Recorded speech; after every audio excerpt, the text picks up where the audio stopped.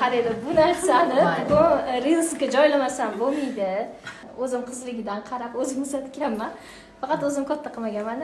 Bu qizimizni bitta homila tushgan. Harakat qildik, Alloh izni bilan bitta homiladorlik bo'ldi. Lekin bugun homilaning yuragini ko'rishimiz kerak edi. Hozir bitta zo'r narsa ko'rdim. Hozir sizlarga ko'rsataman. Men hozir bitta homilamizning yuragini urishini ko'rmoqchi edim.